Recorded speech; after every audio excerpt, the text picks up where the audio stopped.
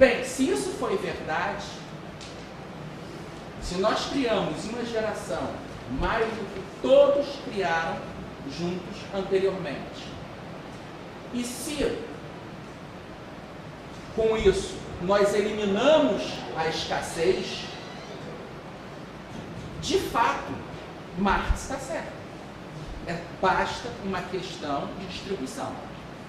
Se a economia real resolve o problema de escassez, ou seja, a relação entre procura e oferta, o que nos resta é distribuição e nem crescimento, porque a riqueza é ilimitada. Só que o grande erro metodológico de Marx, e isso eu defendo a teoria que se deve ao fato de ele não ter lido Hume, porque se você pegar todo o Capital e ver o que ele vai citando, Ricardo, Hegel, foge do Bastiat, tem duas citações e foge, ele não entra no Bastiat porque é a pedra de tropeço para a teoria dele, e vai pegando outras fontes, Sismondi, pequenos pensadores. Não há uma única citação de Hume no Capital. E o que Hume, num texto, não sobre economia, sobre justiça, e aí eu volto à questão do Hayek, por que é importante o economista conhecer mais do que economia? Marx, ao escrever o Capital, ele se voltou exclusivamente para fontes econômicas. Se ele pegasse o ensaio sobre os fundamentos da moral de David Hume, ele pega a passagem dizendo: a justiça é necessária por conta da escassez.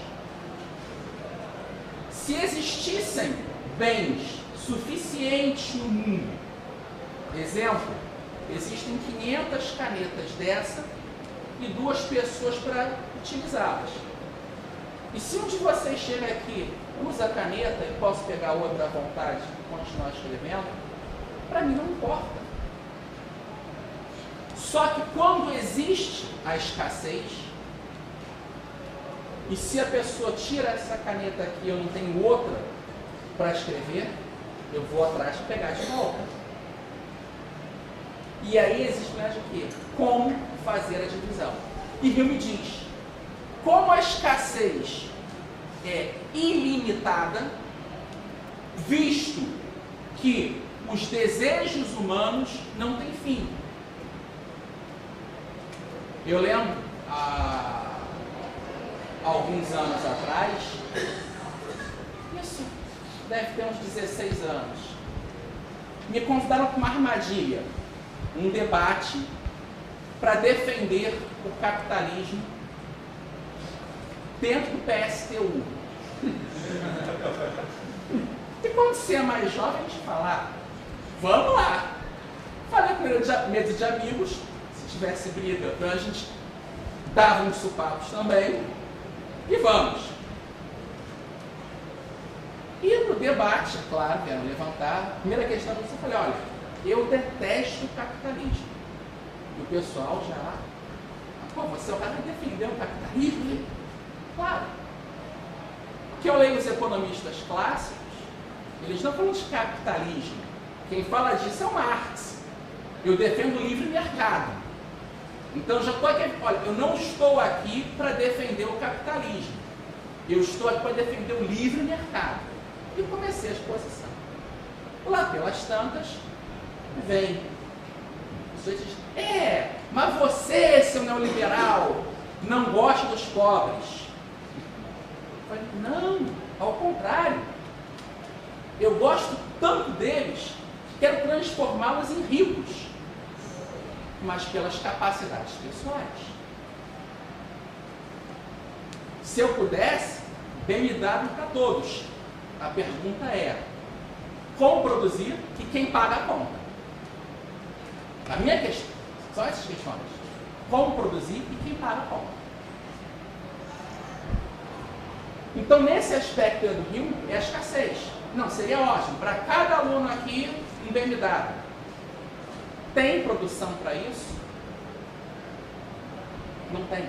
Então a escassez, ela se mantém.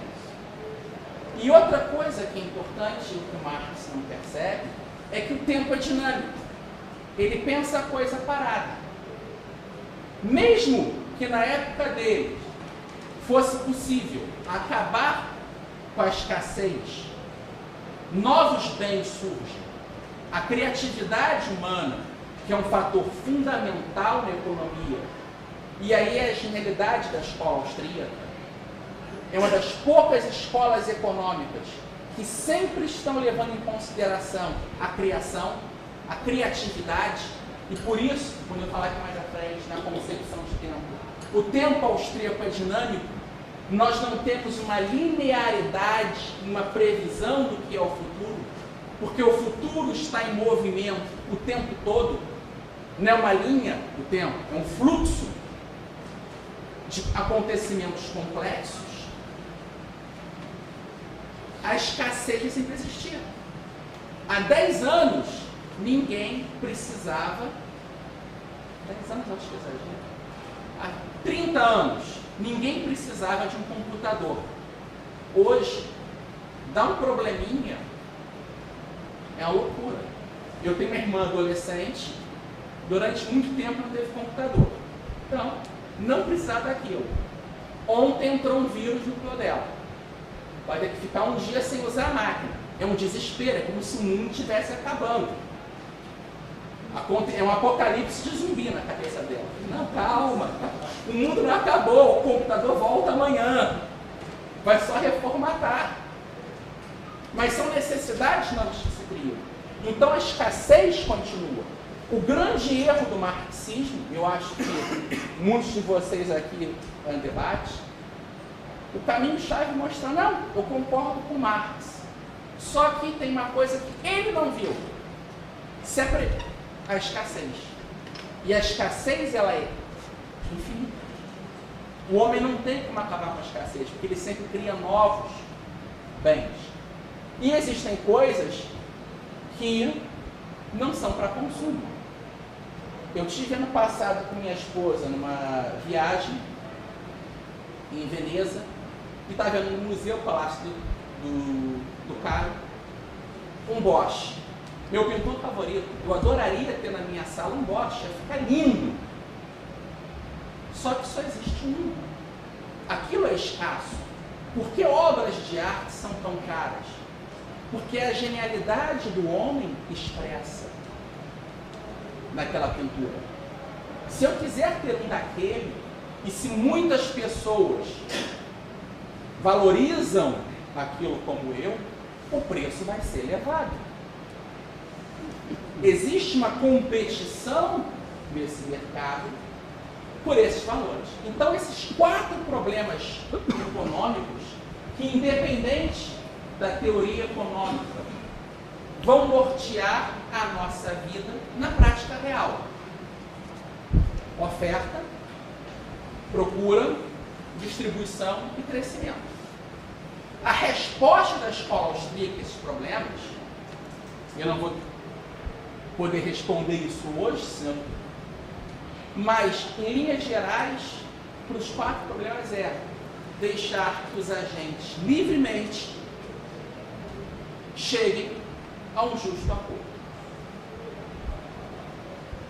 Então, esse é o primeiro pressuposto. O que é economia?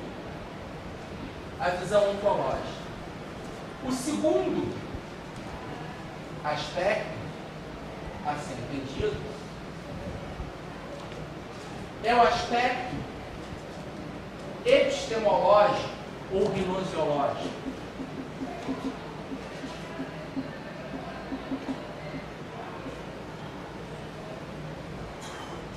Que é, na primeira questão, a pergunta central seria: o que é a economia? O que é esse sistema de preços? O que é o mercado? A definição. Segunda é a questão epistemológica, que a pergunta é: como podemos conhecer? Infelizmente, em muitas escolas econômicas, seguindo o modelo positivista moderno, acredita-se que a metodologia, o método, determina a cientificidade. E eu lembro aqui de um filósofo que eu gosto muito, o filósofo Eric Voegelin, que ele, na obra A Nova Ciência da Política, de novo eu vou citar um dos livros de cabeceira. Ele diz que a grande perversão nas ciências sociais durante a modernidade é acreditar que o método determina a cientificidade. Exemplo clássico. Se nós pegarmos as duas escolas mais importantes de teoria do conhecimento da modernidade, o empirismo e o racionalismo. Ambas as escolas têm em comum a ideia de que a descoberta de um método adequado nos dará o conhecimento da realidade. No empirismo de Francis Bacon, a ideia é: existe a realidade, eu tenho acesso aos fatos da realidade, eu vou coletando dado 1, dado 2, dado 3, dado 4, dado 5, dado 6, e por essa acumulação de dados, eu vou construir experiências, eu construo uma teoria.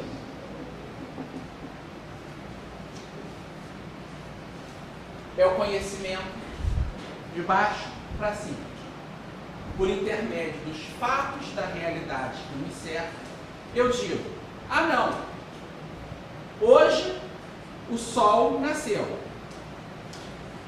hoje ele se pôs, amanhã ele nasceu, amanhã ele se pôs. Eu faço essa experiência, aí eu digo: não, o sol nasce e se põe todo dia. Essa é a visão.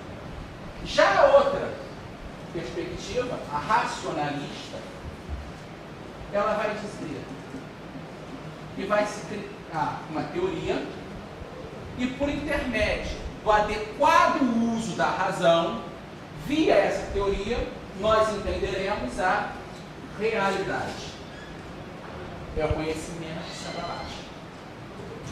O problema é que em ambas as teorias, tanto de um lado, Bacon, Locke, Berkeley, do outro lado, Descartes, Leibniz, Spinoza, surge um sujeito que bagunça tudo. Novamente, David Hume. Que ele chega e diz: quais são as razões que eu tenho para acreditar que o sol vai nascer amanhã? Tudo bem, ele vem nascendo nesses dias todos, mas certeza absoluta eu não tenho. Por quê? Experiência? Tá bom. Quantas experiências vou acumular? Eu vou acumular N experiências. 1 milhão, 2 milhões de experiências. Tudo bem.